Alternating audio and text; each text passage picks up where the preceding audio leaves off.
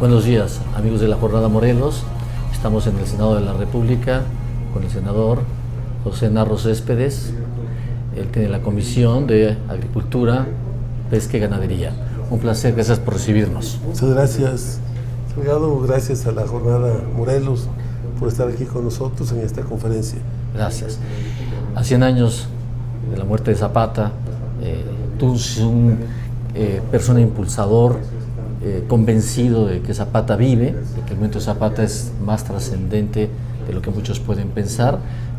Estamos en una coyuntura importante que no me podría dejarte de preguntar. El problema del olvido del sector agrario es consecuencia de la tenencia de la tierra, es decir, la falta, los cambios que se implementaron en la época de Salinas eran prácticamente para eliminar al ejido de lo que por naturaleza representa. ¿Tú consideras que ese es el problema del gran rezago actual, de la situación en la que nos encontramos? Yo pienso que sí, en parte, o sea, es la parte sustantiva importante es la estrategia que implementó el gobierno hace 27 años, que tenía la lógica de privatizar el ejido. Para lograrlo, impulsar una política donde todas las instituciones que atendían al sector social del campo las desaparecieron. Los apoyos que tenía este sector fueron retirados, y entonces tenemos realmente una política de abandono, de empobrecimiento, de exclusión. Este sector está excluido del desarrollo nacional. Entonces, precisamente la primera tarea que planteamos nosotros es lograr incluir a este sector en el desarrollo. Y lo primero, pues, es reconocerlos jurídicamente. En la propia Constitución, en el artículo 27, se reconocen dos formas de tenencia de la tierra: la propiedad privada y la propiedad pública. Claro. No se reconoce la propiedad social. Y había que señalar en Morelos, que era un estado de muchas comunidades y pueblos indígenas, con pueblos originarios. Zapata mismo luchó para que la tierra de Anenecuilco, donde a él lo nombraron el líder, el caudillo, para dirigir la lucha de la devolución de sus tierras de Anenecuilco. En ese camino de Zapata se encontró con que muchos pueblos también tenían el problema del despojo de sus tierras. Anenecuilco era una comunidad indígena, tenía sus títulos virreinales, tenían sus documentos que reconocían sus propiedades. Por eso Zapata luchaba para que le devolvieran las tierras a los pueblos. De lo que fueron las viejas haciendas azucareras o las viejas trapiches de piloncillo y de azúcar, claro, que había en aquellos años.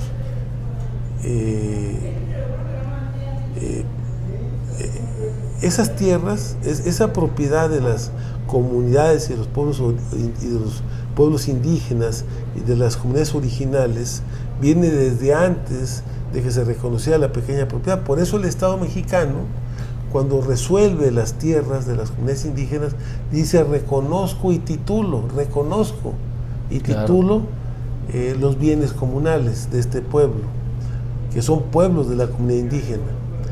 En el caso de Morelos, Zapata luchó para que esas tierras se las devolvieran a las comunidades indígenas. El gobierno que ganó la revolución lo traicionó, porque nunca cumplió, y devolvió esas tierras a través de ejidos, donde el ejido es una dotación, donde el gobierno, el Estado mexicano, dota de tierras a un poblado, que no es lo mismo que reconocer y titular lo que ya les pertenece a los pueblos, donde únicamente le estás entregando lo que ya es de ellos de por sí. Entonces, el ejido es una dotación, el gobierno dota, el gobierno da esas tierras. En Morelos, el gobierno de la República de aquellos años de los 20 dotó, para decirle a la gente: yo te doy como gobierno, con un objetivo claramente de construir clientela política, subordinación política, claro, de los pueblos de Morelos. Zapata sigue viviendo y sigue dando la lucha por estos derechos de los pueblos y de las comunidades indígenas. Y si las tierras de las comunidades indígenas se reconoce que son anteriores a las pequeñas propiedades, ¿por qué no están en la Constitución? O sea, si es una realidad, el 52% de la tierra del país es propiedad social, es de ejidos y de comunidades indígenas. Y entonces uno se pregunta, ¿por qué si el 52% de la tierra es propiedad social, por qué no está plasmada en la Constitución y por qué está plasmada nada más la pequeña propiedad? Era claro que el gobierno, con la reforma salinista, la reforma agraria salinista, pues lo que buscó fue empobrecer a los ejidos para que al final tuvieran que venderlo por necesidad a la gente sus tierras y construir la puerta para la privatización de la tierra ejidal, al margen de que en estos últimos años se han dado muchos casos de despojo y de atraco de la tierra de los pueblos, de los ejidos y de las comunidades indígenas, a partir de los megaproyectos, a partir de carreteras, de terminales eléctricas, de termoeléctricas, de obras de infraestructura que se han hecho. Muchas de estas obras se han hecho sin indemnización. Te voy a poner un caso. La primera carretera que se construyó en el país fue la carretera de la Ciudad de México a Texcoco. La primera carretera, en 1925. La segunda carretera fue la de México a Puebla. Es hora que no les pagan a los ejidos, que no los indemnizan, que no les han pagado las tierras, a pesar de que hay resoluciones firmes en la Corte que obligan al gobierno a pagarle las tierras, claro, a los pueblos, porque han visto, porque el gobierno cree que las tierras no son de las comunidades, no son de los pueblos, son tierras que ellos pueden disponer en el momento que quieran. No, las tierras tienen sus dueños y el gobierno tiene que aprender a respetar las tierras de los ejidos y de las comunidades indígenas. No es posible que ya cerca de 100 años, 1925, la primera carretera que se hizo, no hayan pagado, no hayan indemnizado todavía a los ejidos que fueron afectados de aquel entonces por esas carreteras. Entonces, una lucha importante de nosotros es reconozcamos al ejido y a la comunidad indígena como sujetos de derecho, para que los reconozcamos como sujetos del desarrollo. O sea, pero hay que reconocerlos como sujetos de derecho, como sujetos de políticas públicas, que aparte ahora, aprovechando que ahorita está Bachelet aquí en el Senado, acaba de salir el año pasado una declaratoria de la ONU sobre los derechos humanos de los campesinos, que se aprobó en Bolivia precisamente, y después se sometió al Pleno del Consejo General de la ONU, que acaba de ser aprobado, entonces, en enero de este año.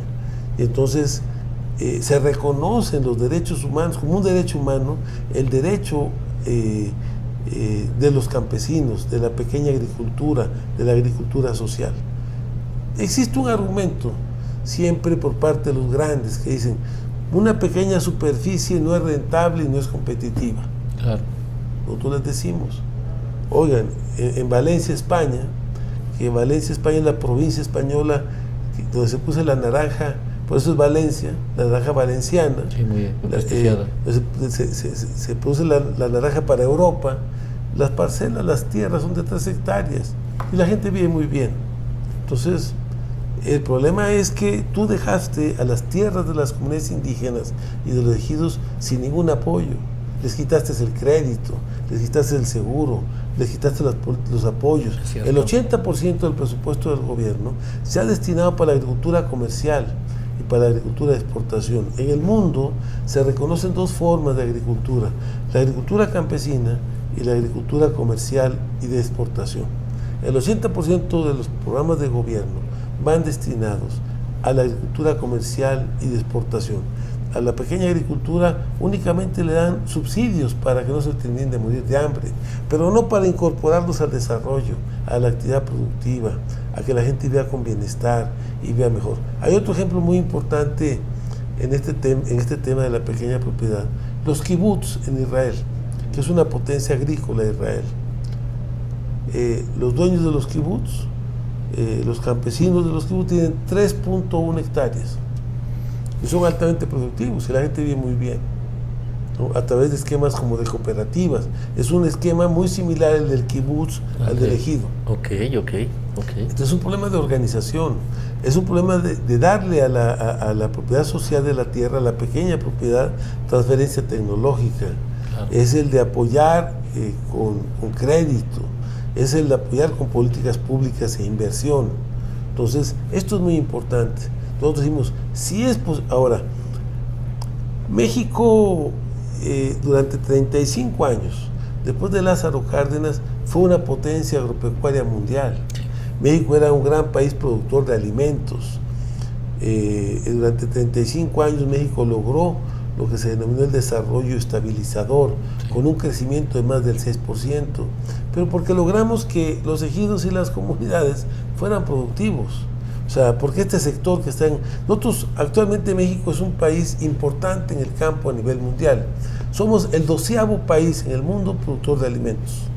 No, pues es un dato contundente, vamos. La segunda fuente de divisas para México, después de las manufacturas, es el campo. Más que las remesas, más que el petróleo y más que el turismo. El año pasado el campo le trajo a México 35,000 millones de dólares. Las remesas 33,000 millones de dólares. El petróleo 26,000 millones de dólares. Y el turismo 21,000 millones de dólares. Nada más que este nivel de producción del campo lo ha logrado la gran agricultura, la agricultura comercial y de exportación. Y nosotros nos preguntamos, ¿y si logramos que el otro 80% produzca? El campo va a ser una gran potencia, va a ser una gran locomotora para el desarrollo económico de México. O sea, eso es de lo que nos estamos privando. Aparte, aunque exportamos mucho y tenemos un superávit ahora, fruto de la exportación de alimentos, somos... en 10 productos ocupamos de los primeros lugares en el mundo en producción. Somos primeros lugares en la producción de aguacate, claro, de tomate, de chile, de papaya, de repollo, de espárragos, de berries, de fresas, de 10 productos. Tequila, de cerveza, claro, de mezcal. Es cierto. Todo eso somos el primer lugar. Somos el segundo lugar en el mundo productores de sorgo. O sea, pero tenemos un 80% de la gente en el campo de la pobreza. O sea, el 60% de la población rural está en pobreza y el 80% de la población indígena está en pobreza porque están en el abandono. Nosotros decimos, pues necesitamos una política, así como queremos rescatar a Pemex, claro, hay que rescatar a este sector de la agricultura. Y una parte muy importante para rescatarlas es construir el sujeto de derecho, que sea sujeto para el desarrollo, que es el ejido y la comunidad indígena. Propiedad social, claro, igual que puede ser... Entonces necesitamos restablecer la asamblea ejidal y comunal, porque se ha perdido porque ya la gente, en la reforma de Salinas, todos los ejidatarios los hicieron con... Los sujetos de derecho era el ejidatario, no el ejido. Y entonces cada ejidatario podía ir ante la autoridad directamente sin necesidad que el ejido opinara. Se perdieron las uniones de ejidos, se perdieron las uniones de crédito, se perdió las sociedades de producción rural, las sociedades de solidaridad social. Toda la organización productiva que se había creado durante muchos años se perdió en el campo. Pero esa organización productiva fue la que hizo posible en aquella época que México fuera una potencia agropecuaria. Nosotros decimos, si ahora somos una potencia, o jugamos un papel importante, aunque importamos el 40% de los alimentos que consumimos, ¿qué no lograremos si logramos incorporar el sector social de la economía rural a la producción? ¿Qué no lograremos producir los alimentos que importamos? Es maravilloso. ¿Y claro, qué no lograremos tener una mayor capacidad de exportación y de comercialización? Claro. Claro que sí. Todo el mundo, todos los países del mundo Europa, Asia, Estados Unidos protegen su agricultura. Sí, Solo México no protege su agricultura, sobre todo este pequeño sector o al sector social de la economía rural. Entonces nosotros planteamos que hay una política de apoyo, pero también de reconocer al ejido y a la comunidad indígena como un sujeto al desarrollo. Volver a reconocerle al sector rural, al sector social de la población rural del país, el derecho a la tierra. Porque ¿qué es lo que ha pasado en estos 27 años de reforma estructural salinista? Pues lo que ha pasado es un proceso de neolatifundismo. Sí, totalmente. Ahora, ¿qué dice la Constitución sobre los latifundios? Que no están permitidos, pero dice, las tierras excedentes de la pequeña propiedad se van a repartir de acuerdo a las leyes estatales. Solo 3 estados tienen leyes estatales, entonces no se van a repartir. O sea, y aparte están dejando una atribución que es federal. Es como el agua y la tierra es materia federal. Sí, claro. La están dejando en manos de los estados. ¿Cuándo un gobernador va a afectar una tierra? Nosotros decimos, pues, imposible. Entonces, a través, el neolatifundismo ha surgido en México por 3 causas fundamentalmente. Los monopolios, los grandes monopolios agropecuarios, que han comprado grandes extensiones de tierra. Eso es algo... Una figura. Es una figura. Nosotros decimos, no queremos el latifundismo porque el latifundismo es fuente también de atraso y de despojo. Entonces, de desigualdades, de grandes desigualdades en el campo. Luchamos en una revolución contra el latifundio. Entonces, lo que no queremos es que vuelva a aparecer el latifundio, porque va a ser fuente de ingobernabilidad y de lucha de las comunidades rurales del país. Entonces, una fuente de neolatifundismo es los monopolios. Otra fuente del nuevo latifundio es la corrupción. Por ejemplo, César Duarte en Chihuahua, ya que se contaron sus propiedades, tiene más de 100,000 hectáreas, más de 20,000 cabezas de ganado. Entonces, bueno, ¿y cómo las afecta? Si no hay ley para afectarlas. ¿Me explico? Totalmente. Y hay muchos conflictos agrarios que tú pudieras resolver entregando esas tierras a las gentes. Sí, cambia totalmente.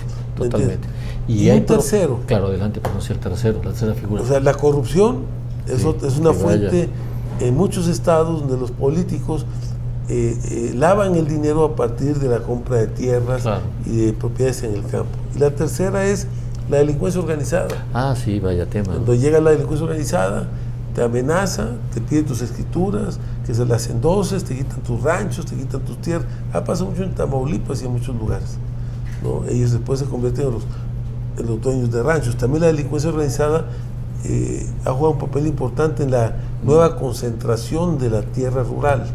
Entonces decimos, necesitamos, 1, que se reconozca el derecho a la tierra en el campo, y 2, que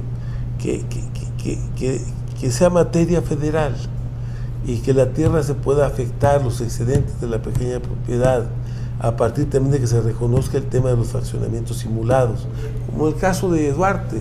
La propiedad ninguna estaba a su nombre, pero es claro que él concentraba el provecho. Y entonces, a través de la concentración del beneficio, tú puedes determinar que lo que hay ahí es un prestanombres, pero que alguien concentra el beneficio del trabajo de esas tierras o de esos ranchos. Y entonces, creo que es un tema también importante, o sea, lograr evitar que volvamos a tener en México el neolatifundismo. Claro. Y tercero, otro tema importante es el pleito de Madero con Zapata fue cuando Zapata cuando Madero en febrero gana la revolución. En marzo Zapata se reúne con Madero y le pide que devuelva las tierras, y Zapata le dice a Madero, váyanse a los tribunales para que le resuelvan. Y Zapata, oiga, el compromiso era que le iban a devolver las tierras a los pueblos. Usted me está preguntando que vamos a los tribunales. Tenemos 30, 40, 50 de esos tribunales y siempre han resuelto en contra de nosotros y nunca han resuelto nada. Pasa lo mismo hoy. Por la gran corrupción, los tribunales agrarios y las instituciones agrarias están permeadas por la corrupción y por el burocratismo. Entonces, hay que hacer cambios. Nosotros lo que planteamos es que los tribunales agrarios desaparezcan porque no están constituidos tal vez, o no están articulados con ningún poder. Pero nosotros decimos, bueno, si van a ver los tribunales agrarios, liguémoslos con la Corte, y que se forme una sala especializada en materia agraria, porque el gran problema que tenemos es que la materia agraria la tratan como materia civil. La materia civil es materia privada y la materia agraria es materia social. Esa es la diferencia. Entonces nosotros luchamos para que haya un código de procedimientos agrarios, porque no hay actualmente un código de procedimientos agrarios, entonces se utiliza en forma supletoria el código de procedimientos civiles, pero el código de procedimientos civiles es un código privado. Sí, claro. Y tú lo estás usando para dirimir y para resolver un tema social, no es correcto. Totalmente. O sea, tú necesitas un código adecuado para la materia. Entonces, por eso estamos planteando derogar la reforma salinista e impulsar una reforma agraria, una reforma a la arquitectura legal, al marco legal agrario del país, que recoja los sentimientos, los pensamientos de Zapata y del Plan de Ayala. Porque lo que no ha sucedido totalmente es que los postulados, que el planteamiento del Plan de Ayala de Zapata no se ha cumplido. Claro, pues un reto enorme y evidentemente una exposición totalmente clara, y aparte es una problemática verdaderamente compleja en muchos sentidos. El reto, no, reitero, no es nada sencillo. Evidentemente tener la propiedad social es el primer gran paso, sin embargo hay que implementar programas, capacitar, formar a los ejidatarios para que empiecen a tomar conciencia de que tienen un enorme patrimonio en el suelo, en su tierra, y con una enorme posibilidad de salir adelante con sus familias y ser un impulsador de la economía nacional. Y planteamos, hay que parar la privatización y el despojo. Entonces, el dominio pleno y el reconocimiento de vecindados son dos mecanismos de privatización de la tierra. Hay que regular uno y hay que suspender el otro. Si la tarea en este momento es fortalecer al ejido como sujeto del desarrollo, pues tienes que parar su privatización. Sí, claro, totalmente. Tienes que parar que... No estamos planteando disminuir la pequeña propiedad, pero lo que sí estamos proponiendo es fortalecer al ejido y fortalecer a la comunidad indígena como sujeto del desarrollo. La primera forma de lograrlo, la primera tarea es seguir evitando que se siga dando el grave problema de la privatización de la tierra, del ejido de la comunidad. Porque en el fondo, si no para su privatización, es que no lo reconoces como sujeto de desarrollo. O sea, hay que privatizar para que realmente te haga sujeto de desarrollo, y eso no es cierto. La tenencia de la tierra no tiene mucho que ver. Tiene que ver con los programas, con las políticas hacia ese sector. Entiendo. Hoy Andrés Manuel cambió la política. Antes el 80% del presupuesto iba para la agricultura comercial y de exportación. Hoy el 80% del presupuesto va para la pequeña agricultura. Entonces tenemos la condición de fortalecer a la pequeña agricultura, sí, porque va a haber recursos para ese sector, ¿no?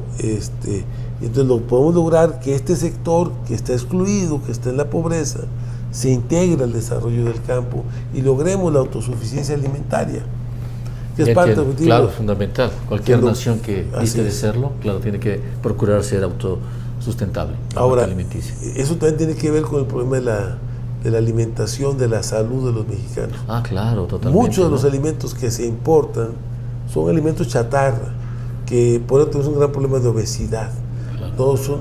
México ha cambiado su dieta, su cultura dietética por la cultura norteamericana. Totalmente. Por eso tenemos hay estados que tenemos los primeros lugares en obesidad en América Latina. Un problema espantoso. Entonces necesitamos recuperar el tema de la alimentación, tiene que ver con la salud. Claro.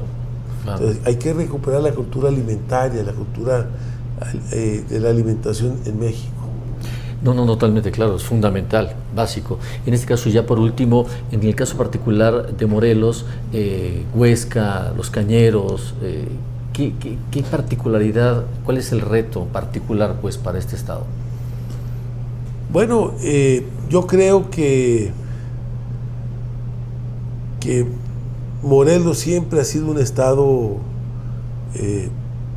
muy luchador por sus valores, por lo que creen, por sus principios. Y el tema de la termoeléctrica A lo mejor es bueno el proyecto, a lo mejor, pero yo creo que no consultaron, no consensaron con la gente, no han hecho una política donde la gente realmente se vea beneficiada con esos proyectos. Lo ven como una imposición, claro, y como un despojo de tierras y de agua. Entonces creo que por eso la gente se ha expresado en contra. Entonces yo creo que aunque aparentemente la gente votó a favor de que pues, se dejara la termoeléctrica, yo pienso que en el fondo hay mucha gente que está en contra y que creo que no hubo un manejo adecuado por parte del gobierno federal ni por el gobierno estatal sobre el tema de Yescas. Y en el tema del azúcar, creo que tenemos que luchar porque no es posible que México no podamos exportar azúcar a Estados Unidos, azúcar estándar o azúcar refinada. Lo que podemos exportar es azúcar cruda, porque en Estados Unidos los dueños del tema del azúcar son los dueños de las refinerías. Entonces ellos compran azúcar cruda en el mundo y van y la refinan, y eso es los que hacen el negocio. Entonces no aceptan que tú vendas. Uno, está muy restringida la exportación del azúcar a Estados Unidos, y dos, el otro problema que tenemos es que tenemos entrada libre. Mientras tú no puedes sacar y vender tu azúcar con ellos, ellos sí tienen entrada libre para meter en México todo lo que es la alta fructosa, en México todo lo que quieran.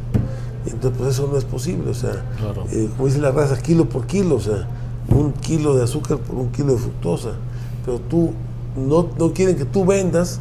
Ahora, mucha de la alta fructosa que venden de Estados Unidos y que le venden a México es alta fructosa producida con productos transgénicos, o sea, con productos alterados genéticamente. Hablando de y entonces, pues, que generalmente muchos de esos productos a la larga generan efectos patológicos, sobre todo de cánceres, diabetes, graves, todas estas cosas.